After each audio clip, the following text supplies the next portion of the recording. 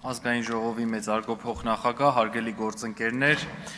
ձեր քննարկմանն եմ ներկայացնում միջազգային իրավական հարցերով ներկայացուցչի մասին օրենքում լրացում կատարելու նախագիծը։ Երկրորդ ընթերցման ընդունելու նպատակով։ Նախագիծը պետական իրավական հարցերի մշտական հանձնաժողովի նիստում ստացել է դրական եզրակացություն եւ առաջարկվել երկրորդ ընթերցման եւ ներկայացվել երկրորդ ընթերցման քվեարկության։ Նախագծով առաջարկվում է նախատեսել լիազորող նորմ, որի հիման վրա կառավարությունը կկարողանա եվրոպական դատարանի վճիռներով եւ որոշումներով սահմանված արդարացի փոխհատուցման գումարի վճարման կարգ սահմանել։ Եվրոպական դատարանի վճիռներով եւ որոշումներով սահմանված արդարացի փոխհատուցման գումարի վճարումը Հայաստանի Հանրապետության անվերապահ պարտավորությունն է։ Այդուհանդերձ հարկ է նշել, որ սահմանված ժամկետում արդարացի փոխհատուցում ստանալու համար դիմումատուները պետք է ներկայացնեն անհրաժեշտ փաստաթղթեր,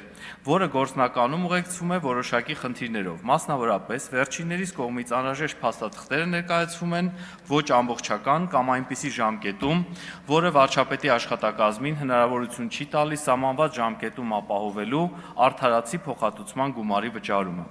Ավելին, Հայաստանի Հանրապետության օրենսդրությամբ բացակայում է արդարացի փոխհատուցման գումարի վճարման գործընթացի իրավական կարգավորումը։ Թերևս առ այսօր գործնականում արդարացի փոխհատուցման վճարումներն իրականացվել են, սակայն իրավական հիմքի բացակայությունը շարունակաբար հանգեցրել է գործնական տարբեր խնդիրների առաջացմանը, որոնց լուծմանն է միտված հիշյալ կարգավորման անհրաժեշտությունը։ Հաշվի առնելով վերնշվածը, խնդրում եմ նախագծին կողմ քվեարկել։ Շնորհակալություն։ Շնորհակալություն, գրավոր առաջարկներ չեն եղել, հարցեր չեն լինի, կարող եք զբաղեցնել ձեր տեղը։ Հարակի ձեկուցման համար ամբողջի մոտ եմ հրավիրում պետական իրավական հարցերի հանձնաժողովի նախագահ Վլադիմիր Վարդայանին, համեցին։ Շնորհակալություն, պարոն Ռուբինյան, սա այն դասական դեպքն է, երբ կարծես թե իրավական հիմքերը ամրագրված են միջազգային պարտավորություններում, բայց եկեք եւ տեսեք, որ ի տարբերություն միջազգային իրավունքում առկա ինքնաերացվող նորմերի, կան նորմեր, որտեղ անհրաժեշտ է, որպեսզի այդ նորմը որոշակի տրանսֆորմացիա ենթարկվի ներպետական օրենսդրության մեջ, որպեսզի այդ ընթացակարգերը կատարվեն։ Իհարկե, միջազգային իրավունքը չի կարող այն նույն մանրամասնությամբ կարգավորի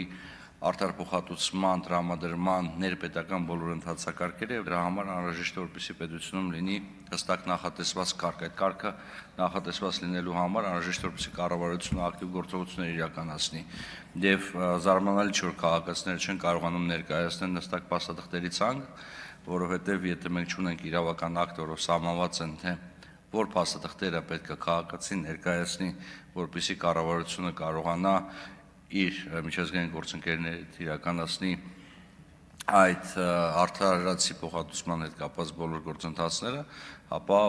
վաղտորոշ մենք բախվում ենք նման խնդիրների, բայց իրականում սա առավելապես պարոն Անդրեասյան կառավարության որոշման նախագծին վերաբերող հատվածներ, ինչ վերաբերում է հենց բուն օրենսդրական փոփոխությանը, ապա հաշվի առնելով սահմանության մեջ ամրագրված այն պահանջը, որ պետական մարմինները կարող են կատարել միայն այնպիսի գործողություններ, որոնց համար լիազորված են օրենքով, կարիք էր առաջացել նախատեսել լիազորող նորմ, որը հնարավորություն կտա կառավարությանը ընդունել համապատասխան նորմատիվ իրավական, ենթաօրենսդրական նորմատիվ իրավական ակտ, որով կսահմանվի այդ արդարացի փոխհատուցման տրամադրման կարգը, ձևը եւ պայմանները։ Եվ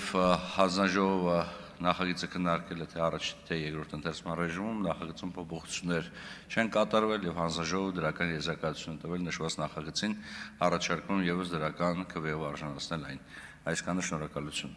Շնորհակալություն։ Մտքերի փոխանակության